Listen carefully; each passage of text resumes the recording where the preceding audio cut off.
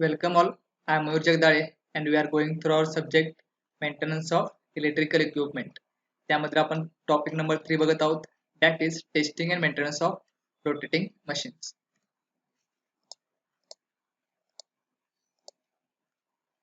ठीक आहे. आज आपण trouble shooting chart for 3 phase induction motor बघणार आहोत. ठीक आहे. ह्याच्या अगोदर आपण जे काय मेंटेनन्स शेड्यूल्स हा तुमचा चॅप्टर होता. त्यामध्ये आपण ट्रबल शूटिंग चार्ट ऑलरेडी बघितले आहोत.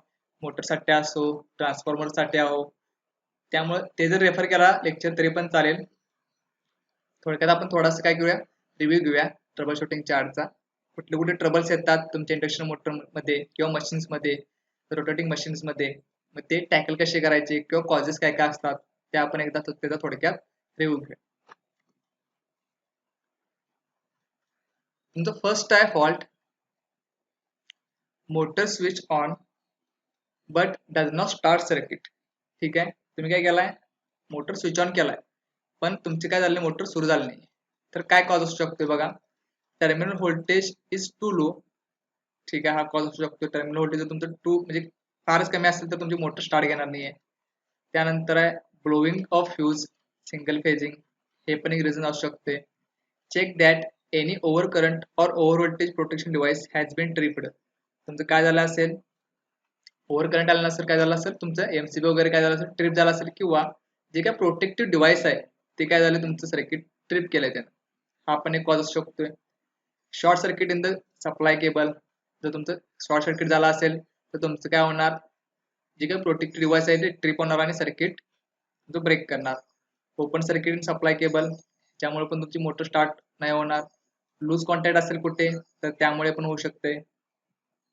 मोटर रोटर और बेरिंग्स और ड्रिवन लोड इज लॉक्ड, ह्या कंडिशन मुळे पण काय होऊ शकतं, तुमचं मोटर तुमची स्टार्ट होऊ शकत नाही.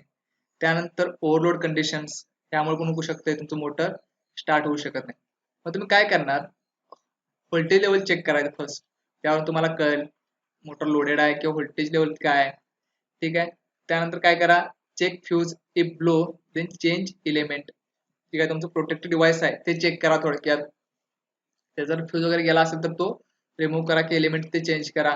त्यानंतर रिसेट प्रोटेक्टिव्ह रिलेज, तुमचा रिले काय गेला असेल, ऑपरेट झाला असेल तर तुम्ही काय करा, तो रिले परत रिसेट करा. हे काही तुमचे कॉजेस आहेत आणि त्यावरती रेमेडीज आहेत.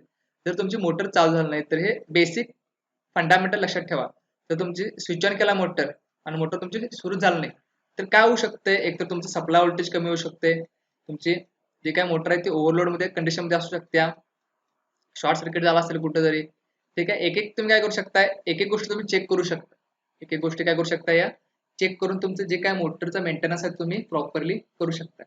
त्यामुळे जर तुम्हाला मेंटेनन्स करायचं असेल तर तुम्हाला या गोष्टी माहित पाहिजे की कुठले कुठले कॉजेस येतात, त्यामुळं ते तुमचा फॉल्ट क्रिएट होतो.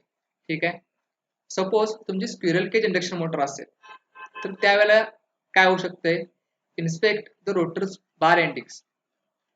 जे काय रोटर बार असतात एंडिंगचे, एंडरिंग आपण म्हणतोय स्क्विरल केजचे, ते तुम्ही काय करा, चेक करा. त्या कंडिशन मध्ये तुम्ही ते चेक करा. जर तुमची स्लिप रिंग इंडक्शन मोटर असेल तर त्यामध्ये काय होऊ शकतंय, in case of slip ring motors check the rotor resistance circuit and control. जे काय तुमचं रोटर रेजिस्टन्स सर्किट आहे स्लिप रिंग वरचं ते तुम्ही काय करा, चेक करा. ठीक आहे. त्यानंतर विचारले if ask single phase motor, जर तुम्हाला काय विचारलं सिंगल फेज मोटरसाठी काय तुमचे कॉजेस असू शकतात, तर तुमची मशीन स्टार्ट झालं नाही तर मी काय केलं, सगळे पॉईंट्स इन्क्लूड केले यामध्ये. 3 फेज इंडक्शन मोटरमध्ये सगळे पॉईंट्स काय केले तुमचे इन्क्लूड केले. मग त्यामध्ये काय होऊ शकते बघा, ओपनिंग ऑक्झिलरी वाइंडिंग, तुमचे 2 वाइंडिंग्स असतात सिंगल फेज मध्ये, ते तुम्हाला माहित पाहिजे. एक मेन आणि एक ऑक्झिलरी किंवा स्टार्टिंग आणि रनिंग वाइंडिंग असंही म्हणता तुम्ही त्याला. ओपन इन मेन वाइंडिंग हे पण होऊ शकते. ओपन इन कॅपॅसिटर, जो तुमचा स्टार्ट देणार आहे मोटरला, जर तो तिची वायरच निघली असेल तर तुमची मोटर चालू होणार आहे काय, नाही, तुमची मोटर स्टार्टच होणार नाही. त्यानंतर काय, शॉर्टेड कॅपॅसिटर, कॅपॅसिटर तुमचा शॉर्ट झाला असेल तरी पण होऊ शकते. तुम्हाला एक सिंपल उदाहरण देतो याचं कॅपॅसिटर मध्ये. तर तुमचं कसं असतं, फॅन मध्ये पण कॅपॅसिटर मोटर असते बघा छोटी. ठीक आहे. मग कसं असते, जर तुमचं फॅन चालूच नाही झाला किंवा तुम्ही स्विच ऑन केलाय पण तुमचा फॅन काय स्टॉप आलाय किंवा जर्क मारलाय किंवा स्टॉप झालाय तर त्यावेळेस काय होऊ शकते, तुमचं कॅपॅसिटर मध्ये प्रॉब्लेम असू शकतो. त्यामुळे फर्स्ट टाइम तुम्ही ते चेक करा. ठीक आहे. तुम्ही रेमेडीज काय काय करणार बघा यावरती. Check rotor resistance, if faulty then change. Rotor resistance check करा, फॉल्टी असेल तर रिमूव्ह करा. चेक वाइंडिंग आणि कॅपॅसिटर, म्हणजे वाइंडिंग पण चेक करा आणि कॅपॅसिटर पण तुम्हाला सिंगल पेजच्या याला तुम्हाला काय करायला लागणार ते चेक करावे लागणार आहेत. ठीक आहे. हे काय प्रॉब्लेम्स होते associated with motor switch on but does not start the circuit. ठीक आहे.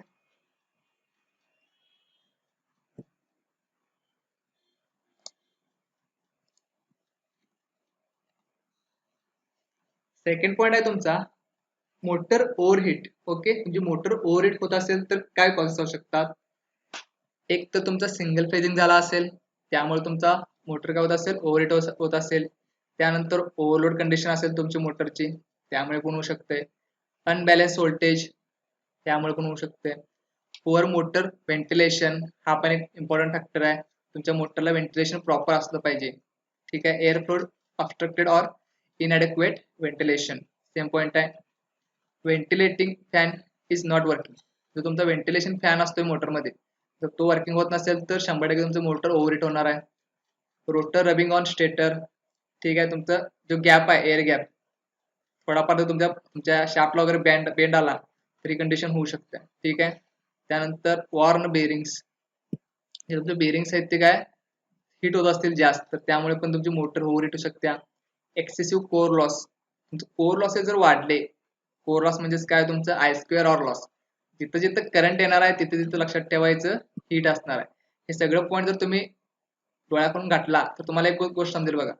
ओव्हरलोड करंट असणार आहे इथं, अनबॅलन्स व्होल्टेज करंट डिस्टर्ब झालेला असणार आहे, पुअर मोटर व्हेंटिलेशन, ठीक आहे. हा फॅक्टर तुमचा व्हेंटिलेशन रिलेटेड आहे.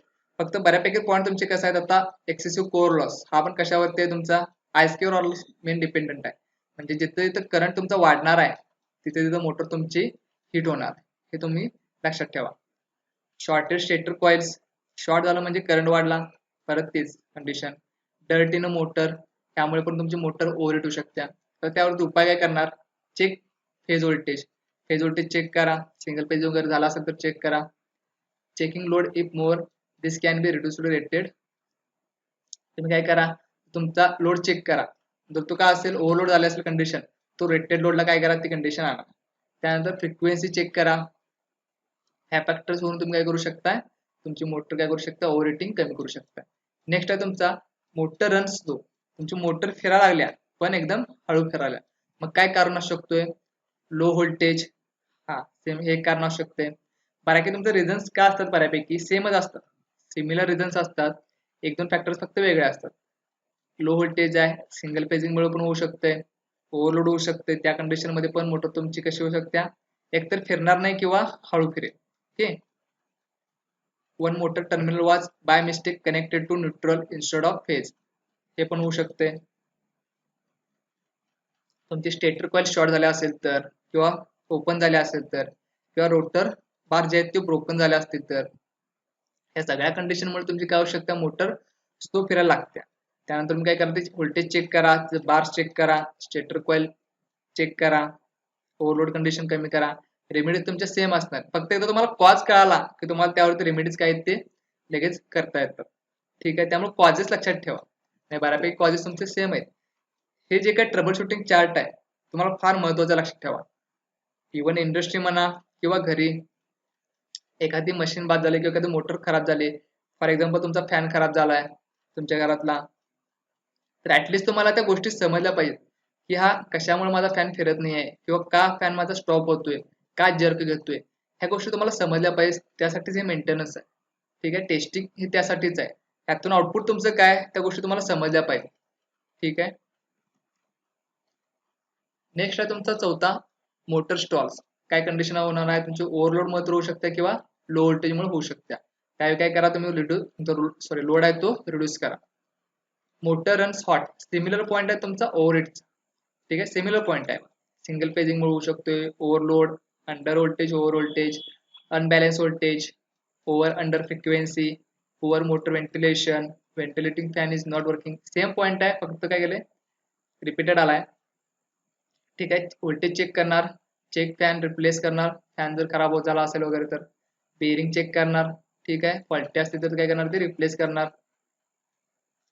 नेक्स्ट आहे तुमचा excessive sparking between brushes and slip ring induction motor. जे काही ब्रश आहे आणि स्लिपरिंग्स आहेत त्यामध्ये एक्सेसिव्ह स्पार्किंग, आता ब्रशेस मध्ये तुमचं स्पार्किंग होते तुम्हाला माहित असेल. आता ते जर एक्सेसिव्ह अमाऊंट मध्ये झालं तर काय होऊ शकते बघा causes. Line current is more, त्यामुळे होऊ शकते. Brushes are bending or sticking in holders not properly, तर ब्रश तुमचे होल्डर मध्ये व्यवस्थित बसले नाहीत किंवा बेंड झाले तर त्यामुळे पण स्पार्किंग होऊ शकते. जर दर्ट आली ब्रश मध्ये तरी पण होऊ शकते. इम्प्रॉपर प्रेशर दिला किंवा स्प्रिंग टेन्शन दिला तर त्यामुळे पण स्पार्किंग होऊ शकते. तुमचे स्लिपिंग क्लिनिंग करून घ्या, ब्रश चेक करा, फॉल्टी असतील किंवा ते झिजले असतील तर ते रिमूव्ह करा. ठीक आहे. नंतर आहे मोटर व्हायब्रेट्स, म्हणजे मोटर काय लागल्या व्हायब्रेट व्हायला लागल्या. काय कॉज असणार आहे, अनइवन एअर गॅप. जर तुमचा एअर गॅप जर तुमचा काय झाला डिस्टर्ब झाला तर तुमची मोटर व्हायब्रेट व्हायला चालू होते बघा. तुमचं शॉर्ट स्टेटर जर तुमचा शॉर्ट झाला असेल तरी पण होऊ शकते. तुमचं काय रोटरचं कॉईल तुमचं शॉर्ट झालं असेल किंवा ओपन झालं असेल त्यामुळे पण मोटर व्हायब्रेट होऊ शकते. लूज आयर्न कोर, ठीक आहे, लूज आयर्न कोर पण तुमचं मोटर काय होऊ शकते व्हायब्रेट होऊ शकते. हा पॉईंट सेम तुमचा एअर गॅपशी रिलेटेड आहे. हे झाले तुमचे इलेक्ट्रिकल कॉजेस. मेकॅनिकल कॉजेस मध्ये काय होऊ शकते, reflected vibration from the driven load. तुमचं फाउंडेशन आहे किंवा नटबोल्टिंग आहे त्यावरती तुमचं व्हायब्रेशनचा इफेक्ट पडतोय जर लोड तुमचा वाढला किंवा ते तुमचं नटबोल्ट जर टाईट नसतील तर. रिफ्लेक्टेड व्हायब्रेशन फ्रॉम ऍडजॉईंग मशीन्स, हे तुमचे जे काय कपलिंग आहेत कपल्ड मशीन्स आहेत त्यामुळे पण व्हायब्रेशन होऊ शकतात. काय काय करणार तुम्ही, कोर टाईट करा, चेकिंग वाइंडिंग चेक करा आणि नटबोल्ट तुमचे टाईट करा. ठीक आहे. त्यानंतर नेक्स्ट तुमचा if motor touch then give shock. तर मोटरला काय केलं टच केलाय तर तुम्हाला शॉक बसायला लागलाय, त्यावेळी काय करू शकते, वाइंडिंग इन्सुलेशन फेल्युअर. वाइंडिंग मध्ये इन्सुलेशन तुमचं फेल झालंय त्यामुळे पण ही कंडिशन येऊ शकते. Any lead touch to body, तुमचं काय व्हायला लागलंय वाइंडिंग मध्ये कुठेतरी एखादी लीड काय व्हायला बॉडीला तुमच्या टच व्हायला लागल्या, आपण त्याला काय म्हणतोय ग्राउंड फॉल्ट पण म्हणतोय.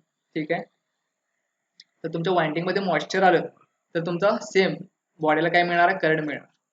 पेपर इन्सुलेशन फेल्युअर, जे मध्ये तुमचं पेपर असते वाइंडिंगच्या मध्ये ऍज अ इन्सुलेशन म्हणून, ते जर तुमचं जळालं किंवा डॅमेज झालं तर काय होऊ शकते तुमचा बॉडीशी डायरेक्ट कॉन्टॅक्ट येऊ शकते त्यामुळे काय होऊ शकते तुमची मोटर तुम्हाला करंट देऊ शकते.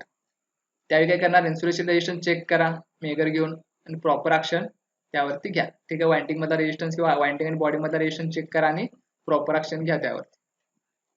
मोटर प्रोड्युसेस नॉईज, मोटर तुमची नॉईज द्यायला काय होऊ शकते, बेरिंग फॉल्टी बेरिंग्स असतील तुमच्या, नटबोल्ट लूज झाले असतील, लो व्होल्टेज असेल, हार्मोनिक्स येत असतील आणि लो फ्रिक्वेन्सी असेल, हे काही तुमचे कॉजेस आहेत त्यामुळे तुमचा नॉईज प्रोड्यूस होऊ शकतोय.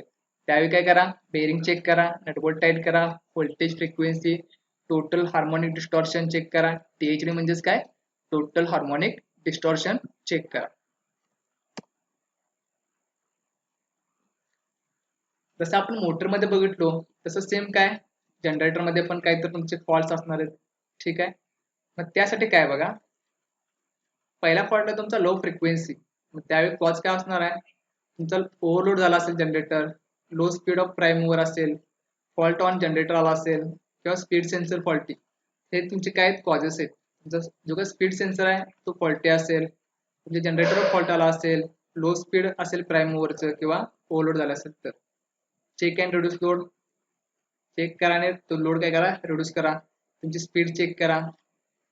जे फॉल्ट चेक सेन्सर्स आहेत ते चेक करा, म्हणजे जे सेन्सर्स आहेत ते चेक करा फॉल्टी असतील तर. Low voltage or output voltage is 0, त्यावेळी काय होत असणार आहे, तुमचं एक्सायटेशन फेल्युअर झाला असेल मे बी. ठीक आहे. एक्सायटेशन जर मिळालं नाही तर तुमचं जनरेटर वर्क होणार नाही. रेक्टिफायर तुमचं फॉल्टी असेल ही कंडिशन असू शकते. अल्टरनेटर टर्मिनल शॉर्टेज, जे काय अल्टरनेटरचे टर्मिनल्स आहेत ते जर शॉर्ट झाले तर तुमचं आउटपुट येणार नाहीये. तुमचं वाइंडिंग जर फॉल्ट झाला तर तुमचं जनरेटरचं ऍक्शनच होणार नाही. एक्सायटेशन चेक करा, रेक्टिफायर चेक करा आणि वाइंडिंग चेक करा. ठीक आहे. यावरती काय ते रेमेडीज आहेत. फक्त तुम्हाला फॉल्ट काय आहे आणि तो कशामुळे क्रिएट व्हायला आहे हे जर तुम्हाला ह्यातून समजलं तरी सफिशियंट आहे. ठीक आहे. थेरॉटिकल पेक्षा प्रॅक्टिकली लक्षात ठेवा का महत्वाचं आहे. थेरॉटिकल तुम्ही लिहू शकता नो प्रॉब्लेम, पण प्रॅक्टिकली जेव्हा तुम्ही करायला जाणार आहे इंडस्ट्रीमध्ये काम त्यावेळेला तुमच्या डोक्यात गोष्टी पाहिजेत. मला मोटर फिरत नाहीये, काय प्रॉब्लेम आला असेल, मग त्यावेळी तुमचे ते तर्क लागायला पाहिजे. हा मे बी हा कॉज झाला असेल, त्यावेळी तुम्ही ते गोष्टी चेकआउट केल्या पाहिजे. त्यासाठी आपण हे ट्रबल शूटिंग चार्ट बघत आहोत. ठीक आहे. थँक्यू.